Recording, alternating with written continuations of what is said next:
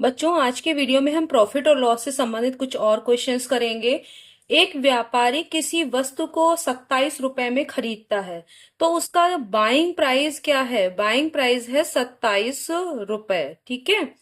और उसको इसके विक्रय मूल्य के 10% के बराबर लाभ पर बेच देता है। तो विक्रय मूल्य आपको पता नहीं है, तो विक्रय मूल्य मान लेते हैं कि माना विक्रय मूल्य यानी सेलिंग प्राइस यानी एस, जिसको आप मानते हैं।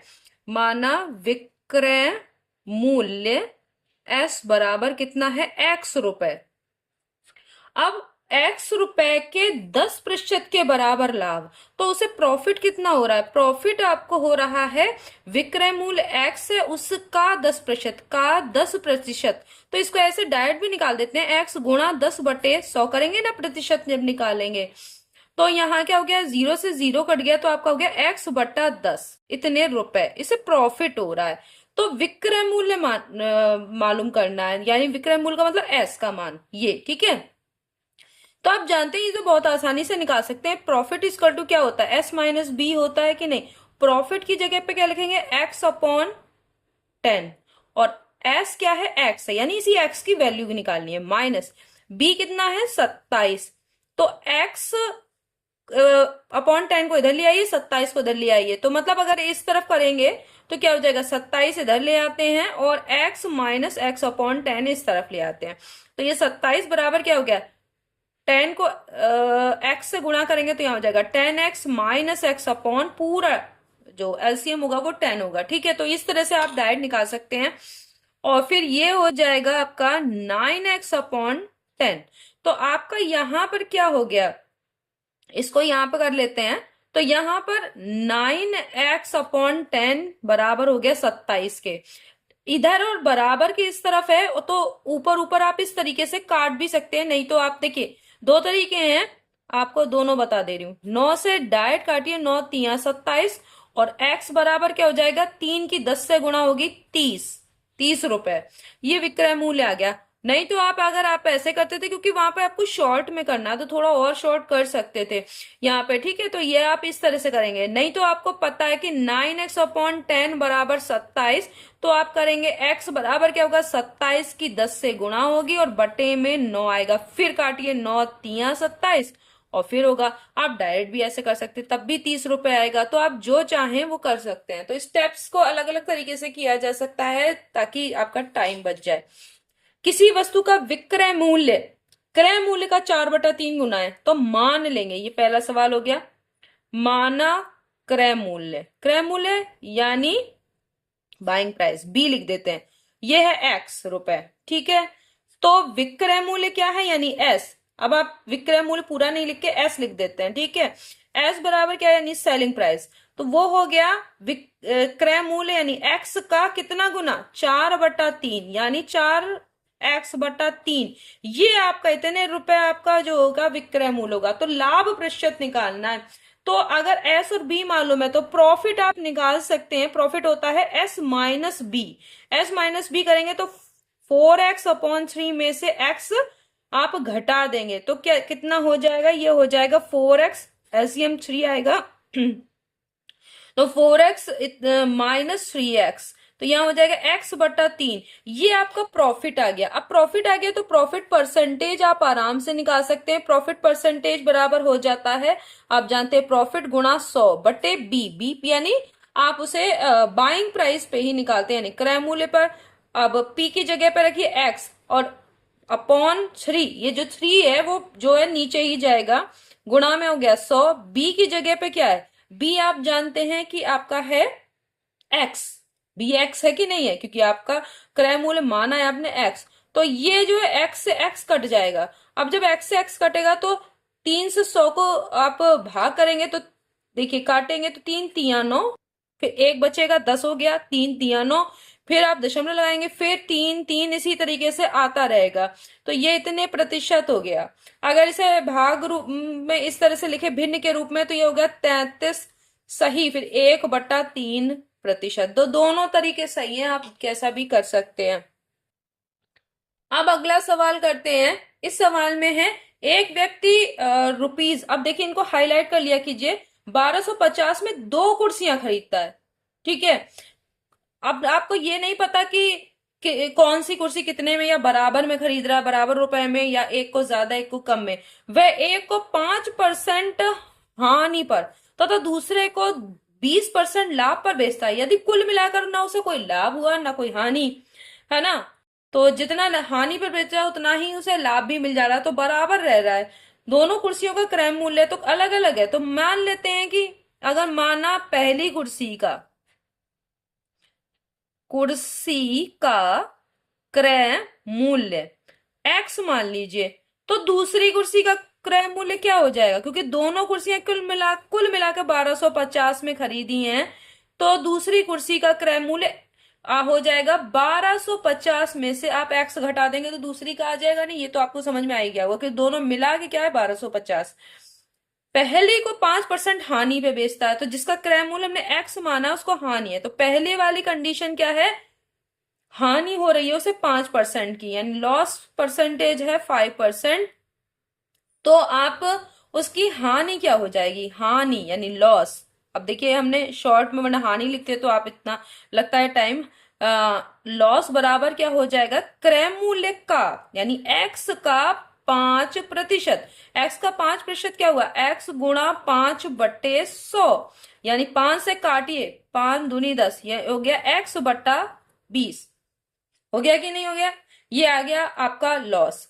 दूसरी वाली का देखिए, दूसरी वाली कंडीशन में क्या हो रहा है, 20% का प्रॉफिट परसेंटेज इसका है 20%, या तो प्रॉफिट क्या हो जाएगा। अब ये देखिए इसका क्रय मूल्य का 20%, ठीक है, प्रॉफिट हो रहा है, तो क्रय मूल्य यहाँ क्या है 1250 माइनस एक्स गुणा 20/100। 20% निकाल रहे हैं ना, 0 से 0 कटा, अब जानते हैं 2 एकम तो 2 पंजे 10, तो ठीक है, ये हो गया इतना, ये हो गया 1250 माइनस एक्स बट्टे 5 हो गया। अब ये कह रहा है कि यदि दोनों कुल मिलाकर ना कोई लाभ हो रहा ना हानि, तो ये दोनों एक इक्वल होंगे, ना प्रॉफिट होगा ना लॉस, तो ये दोनों इक्वल हो जाएंगे, जितना लॉस हो रहा उतना ही प्रॉफिट। तो आपको क्या कर रहे हैं, x/20 को बराबर में कर दीजिए 1250 माइनस एक्स बट्टे 5।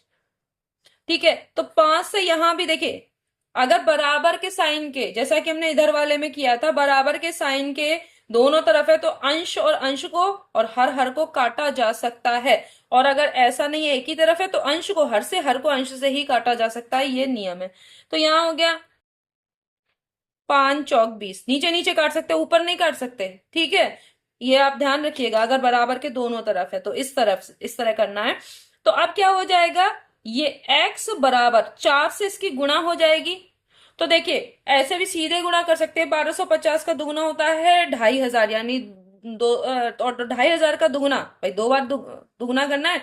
1250 का 2500, ये आप वैसे भी जानते हैं, 1250 का आपका हो जाएगा 2500, और 2500 का दुगुना 5000, तो ये ऐसे भी हो जाएगा, नहीं तो आप ऐसे ही गुणा करिए।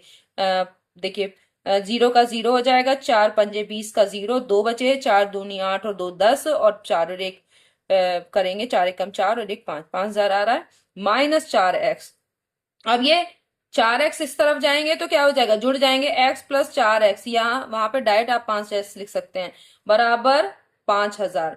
इसका मतलब क्या है, 5x बराबर है 5000। 5 से काटिए, वही मैंने कहा था ऐसे काट सकते हैं, तो यह हो गया 1000। x की वैल्यू क्या आ गई, 1000 रुपए। तो पहली कुर्सी का मूल्य कितना था, 1000 रुपए, तो दूसरी का क्या हो जाएगा, 1250 में से 1000 घटा दीजिए, तो दूसरी कुर्सी, ये पहली कुर्सी का मूल्य है, क्रय मूल्य, है ना, कुर्सी का मूल्य ये है। तो दूसरी कुर्सी का क्रय मूल्य क्या होगा, दूसरी कुर्सी का क्रय मूल्य, तो ये आप क्या करेंगे, 1250 में से अगर 1000 घटाएंगे तो 250 रुपए आ जाएगा कि नहीं आ जाएगा। तो इस तरीके से आप ये निकाल लेंगे, ठीक है, क्योंकि उसे नो प्रॉफिट नो लॉस है, तो आप इन दोनों को इक्वल कर देंगे, तो ये वाला इस तरह से होगा। आगे कुछ और क्वेश्चन करते हैं।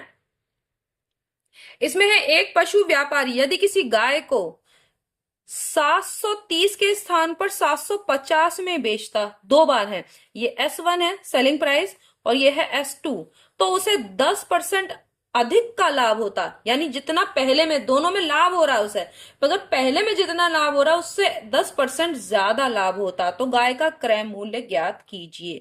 ठीक है, तो अब यहां पर जो है क्रय मूल्य क्या होगा, तो मान लेते हैं, माना गाय का क्रय मूल्य कितना है, एक्स रुपए, वही जैसे आप मानते हैं।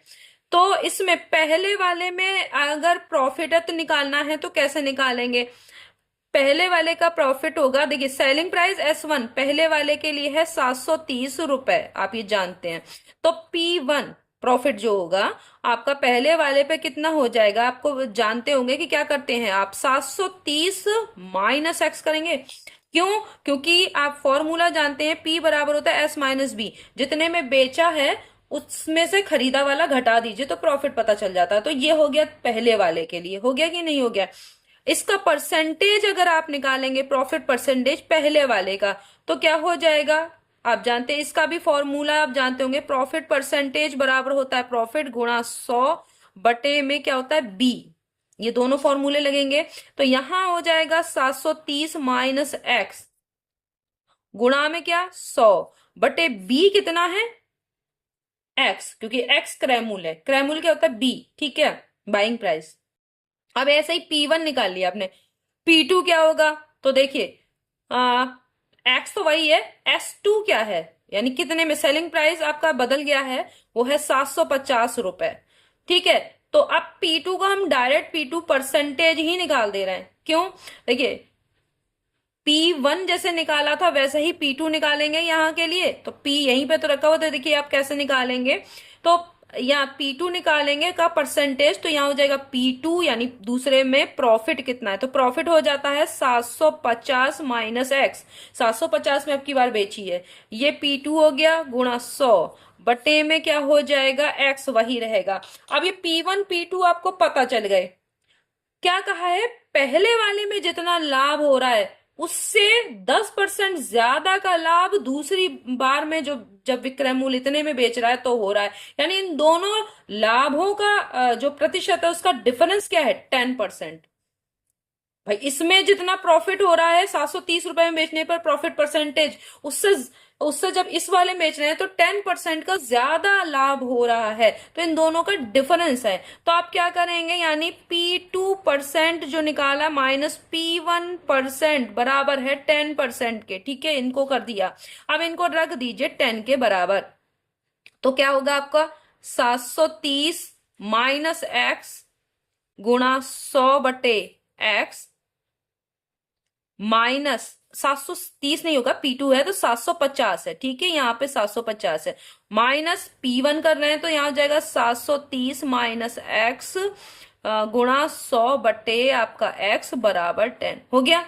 अब देखिए यहाँ 100 कॉमन है, आप ध्यान दीजिएगा, यहाँ 100 कॉमन है। अभी यहाँ पे एलसीएम में देखिए, अभी थोड़ा और सॉल्व कर लेते हैं, x एलसीएम हो गया, तो ये x एलसीएम हो गया, तो वो इसमें भी x है इसमें भी x है, तो ये x इस तरफ मल्टीप्लाई हो जाएगी, तो आपका हो जाएगा, और यहाँ पर है 100 कॉमन, दोनों में है, तो आगे क्या हो जाएगा, हमने 100 कॉमन ले लिया, यहां से हो गया 750 माइनस एक्स माइनस 730, 100 ले चुके हैं, यहां माइनस में 730 आएगा, माइनस माइनस प्लस का एक्स आएगा और बराबर 10। ठीक है, एक जीरो से एक जीरो ऐसे ही कट जाएगा, माइनस एक्स और प्लस एक्स कट गया, तो अब आपका यहां पर क्या आ रहा है, देखो 750 में से 730 घटाएंगे तो आपको 20 रुपए हुआ ना, तो यह 750 में से 730 घटाएंगे तो 20 आएगा, और गुणा में कितना है 10, और बटे में क्या है x बराबर क्या है 1, तो इसका मतलब क्या हुआ कि यहाँ x की 1 से मल्टीप्लाई हो गई, तो x बराबर क्या हो जाएगा 200 रुपए। तो गाय का क्रय मूल्य कितना था, गाय का क्रय मूल्य था 200 रुपए, ठीक है। तो अभी यहां पर जो है, यहां पर गाय लिखी हुई है या 730 रुपए में बेची, या ये गाय का मूल्य नहीं है, लेकिन ये एक एग्जाम्पल के तौर पे, आप ये ना सोचिएगा कि गाय 730 रुपए में बिकती है या 730 रुपए में आप खरीद लाएंगे, तो ऐसा नहीं है, यहाँ पर या 200 रुपए उसका क्रय मूल्य था, खरीदी थी, तो कहीं ऐसा नहीं है। तो लेकिन ये एक एग्जाम्पल है, अब ये एक उदाहरण में दे दिया है तो इसकी जगह कुछ और चीज हो सकती है। तो ये बेसिकली ये सिखाना है इन क्वेश्चन के थ्रू कि अगर ऐसा कोई भी वस्तु ऐसा हो तो आप उसको कैसे उसका क्रय मूल्य विक्रय मूल्य निकालेंगे या प्रॉफिट या लॉस को समझेंगे, केवल समझाने के लिए। तो ये यहाँ कहीं ना सोचिएगा कि ये एक्चुअल में इतना इतने में होता है। 200 कलम बेचने पर 40 कलम के विक्रय मूल्य के बराबर लाभ होता है। ठीक है, तो मान लेते हैं, माना 200 कलम बेच रहे हैं, 40 कलम के बराबर विक्रय मूल्य जितना है उतना लाभ हो रहा है, तो प्रतिशत लाभ निकालना है। तो माना विक्रय मूल्य किसका, एक कलम का, ध्यान दीजिएगा हम विक्रय मूल्य की बात कर रहे हैं, तो ये एक कलम का विक्रय मूल्य है ₹X। तो भाई अगर 200 कलम आप बेच रहे हो तो उनका विक्रय मूल्य क्या हो जाएगा, 200 से गुणा हो जाएगी, कितनी हो जाएगा, 200x। और अगर 40 कलम का विक्रय मूल्य निकालना, क्योंकि 40 कलम के विक्रय मूल्य के बराबर लाभ है ना, का विक्रय मूल्य क्या हो जाएगा, 40x हो गया। तो आपका लाभ कितना हो रहा है 200 कलम बेचने में, 200 कलम को बेचने पर लाभ कितना हो रहा है, लाभ हो रहा है कितना, 40 कलम के विक्रय मूल्य, 40 कलम का विक्रय मूल्य क्या है, 40x। ठीक है, इतना लाभ हो रहा है। तो आपको विक्रय मूल्य 200 कलम का विक्रय मूल्य पता है यानी सेलिंग प्राइस। ठीक है, 200 कलम का लाभ पता है यानी प्रॉफिट पता है। तो आप बाइंग प्राइस निकाल सकते हैं कि नहीं, बी का वैल्यू यानी 200 कलम का क्रय मूल्य कितना था ये निकाल सकते हैं। तो आप करेंगे तो बी बराबर क्या हो जाएगा, जितना विक्रय मूल्य है उसमें से लाभ आप प्रॉफिट घटा देंगे, क्योंकि प्रॉफिट बराबर क्या होता है, एस माइनस बी होता है, तो बी बराबर एस माइनस पी। तो यहां पर एस क्या था, 200x, ठीक है कि नहीं है, और 200 कलम का लाभ कितना है, -40x। तो क्या हो गया, 160x आपका बाइंग प्राइस हो गया। अभी आप यहां पर ये चीज को देखिए, हमने ये निकाला क्यों, क्योंकि देखिए प्रतिशत लाभ पूछा है और प्रॉफिट परसेंटेज जब आप निकालते हैं तो प्रॉफिट इंटू 100/b करते हैं, आपको b की जरूरत है। ठीक है, p क्या है आपका, p आपका है देखिए 40x, b क्या है 160x, ऊपर किससे गुणा करेंगे 100 से, तो x से x कट गया, 0 से 0, 4 चौक 16, 4 को 25 से गुणा करते हैं पे 100 आता है, तो यहाँ 25 बार में कट जाएगा। तो आपको प्रॉफिट परसेंटेज कितना आ रहा है, 25%। ठीक है, तो आपने इस तरीके से निकाल लिया। एक प्रेस को 15% लाभ पर बेचा गया, यदि इसे 600 रुपए में बेचा जाता तो ये क्या है, सेलिंग प्राइस, तो उसे प्रॉफिट परसेंटेज 20% का लाभ होता। तो आपको यहां से बाइंग प्राइस मिल जाएगा। देखिए एस और पी प्रॉफिट परसेंटेज, तो बाइंग प्राइस का फॉर्मूला आप जानते हैं क्या होता है, ये होता है एस गुणा 100/100 प्लस प्रॉफिट परसेंटेज, और लॉस होता तो माइनस लॉस परसेंटेज, ये ध्यान रखिएगा। एस की जगह पे आप 600 रखिए गुणा 100, और 100 प्लस प्रॉफिट परसेंटेज करेंगे तो ये दोनों जोड़ेंगे तो 100 में 20 जोड़ेंगे तो कितना हो गया 120, 0 से 0 कटा। ठीक है, 12 पंजे 60 बराबर हो गया 500 रुपए। 500 रुपए आपका बाइंग प्राइस आ गया, यानी वो प्रेस खरीदे कितने में थी, 500 रुपए में। ठीक है, तो अब 15% लाभ पर बेचा गया उसे, तो अब आपको उसका विक्रय मूल्य पता चल जाएगा। क्यों, क्योंकि आपका बाइंग प्राइस है 500 रुपए और आपका प्रॉफिट परसेंटेज अब कितना है, 15%। ठीक है, तो आपको सेलिंग प्राइस, तो सेलिंग प्राइस का सूत्र होता है, आपको मालूम है, पहले वाले ही वीडियो में मैंने आपको बताया, बी गुणा आप क्या करते हैं 100 प्लस प्रॉफिट परसेंटेज अपॉन 100। ठीक है, तो बी की जगह क्या है आपका 500, 100 प्लस प्रॉफिट परसेंटेज कर रहे हैं तो यहाँ क्या हो गया 115, क्योंकि 100 में 15 ही आप जोड़ देंगे, बटे में आपका 100 है, 2 0 से 2 0 कट गए। अब इसको 5 से गुणा कीजिए, 5 पचम 25 के 5, हाथ से आपका आ गया 2, 5 एकम 5, 2 7 और 5 एकम 5। तो ये हो गया आपका 575 रुपए। यानी वो प्रेस 500 रुपए में खरीद कर 575 में बेची गई तो 15% लाभ हुआ। और वही प्रेस अगर 600 रुपए में बेची जाती तो आपको, क्योंकि 500 रुपए की थी, तो उसे तब 20% लाभ होता। तो इस तरीके से ये प्रॉफिट लॉस का ये वाला क्वेश्चन जो है आपका हो गया। नेक्स्ट वीडियो में हम लोग बहुत सारे प्रॉफिट लॉस के क्वेश्चंस कर चुके हैं, बहुत अलग अलग तरीके के। तो आपको, मुझे लगता है कि प्रॉफिट लॉस पर आपकी अच्छी समझ बन गई होगी। तो अब हम नेक्स्ट वीडियो से कुछ नया चैप्टर शुरू करेंगे, देखना मत भूलिएगा। तब तक के लिए धन्यवाद।